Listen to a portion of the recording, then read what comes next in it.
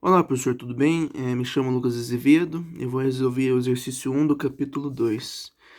Já deixei já no enunciado, aí no início do vídeo, né, o enunciado, e também já deixei escrito passo a passo para facilitar na explicação, porque eu já fiz umas 4, 5 vezes esse vídeo e sempre travei, né? Então, creio que dessa forma será mais fácil para me explicar. Pois bem, no enunciado fala que tanto M1 quanto M2 é igual a M, e tanto Q1 quanto Q2 é igual a Q. Fiz um desenho aqui inicial para demonstrar, né, o exercício. Então, temos aqui a partícula 1 e a partícula 2 presas em um mesmo ponto com o mesmo comprimento, né, de fio, né, L, no caso. Marquei aqui a distância do ponto zero aqui, né, mais ou menos da origem, né, desse ponto até a partícula 1 como x, né? E como é a mesma carga, tudo, podemos colocar que o x é igual aqui, né? Em ambos os lados. Então, mas qual que é o valor de x, né? Qual que é esse valor que nós podemos colocar aqui no valor de dzinho, né? Eu coloquei que seno de θ é igual a cateto oposto sobre a hipotenusa, ou seja, x sobre L. E com isso a gente deduz que x é igual a seno de θ sobre L. Como D é 2 vezes x, e baseado nessa ilustração aqui, nós temos que Dzinho é igual a 2 vezes L sobre seno de θ. Inicialmente a gente já conseguiu deduzir, né, a distância entre as partículas, mas também a gente consegue deduzir a força elétrica entre elas, já que a gente obteve o valor de Dzinho, né, da distância entre elas. Então a força elétrica temos que é 1 sobre 4πε0, Q1 vezes Q2 vezes D ao quadrado, né, que é a distância ao quadrado. Então, com isso, a gente tem aqui 1 sobre 4πε0 vezes Q ao quadrado, porque ambas têm a mesma carga, e a distância aqui, né, que eu falei já, né, sobre, que é 2L seno de θ ao quadrado. Pois bem, então, para a gente resolver esse exercício, primeiro a gente tem que fazer uma decomposição de força. Então, vamos fazer a decomposição de forças no eixo X. No eixo X, nós temos aqui, ó, pelo esse outro desenho que eu fiz aqui também para facilitar, nós temos que a força elétrica é de um lado, né, de um sentido, e a tração no eixo X é de outro sentido. Então, temos que aqui que a força elétrica no eixo X, né, força elétrica menos a tração vezes o seno, né, que é a tração no eixo X, é igual a zero. Por que o sinal de menos, né? Porque ambas estão em sentidos opostos. Com isso, né, a gente pode, já com o cálculo da força elétrica aqui em cima, né, nós podemos já jogar nessa equação e temos que 1 sobre 4πε0 vezes, que é ao quadrado, sobre 2L seno de θ ao quadrado, menos a tração vezes seno de θ, que isso corresponde à decomposição de força no eixo X. Agora nós temos a decomposição no eixo Y,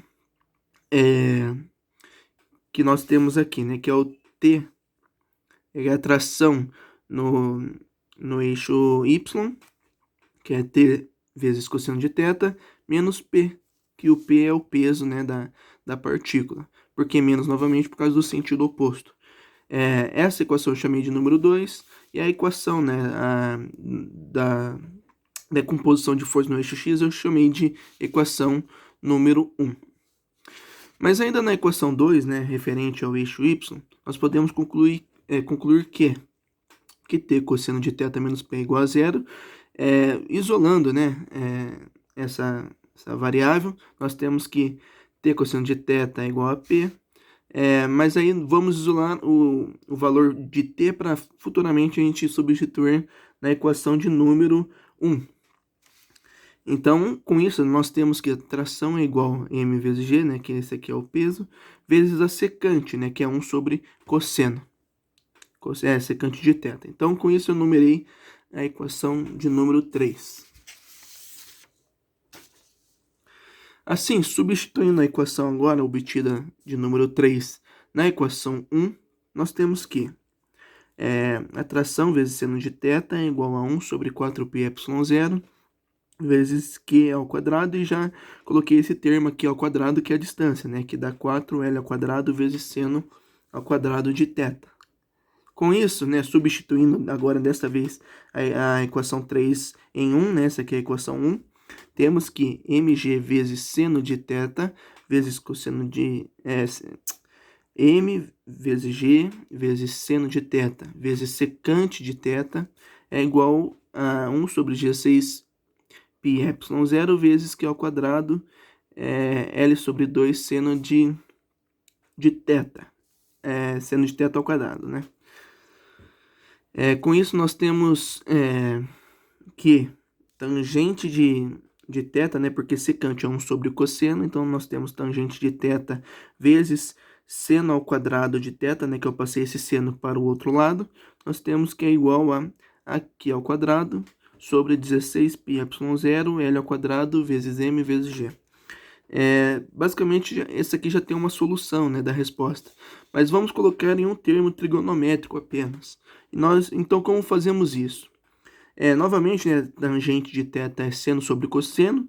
Se a gente colocar tangente de θ como seno vezes cosseno, nós temos que seno ao cubo de θ é igual a cosseno de θ. Mas e agora, né? Como colocamos um termo trigonométrico?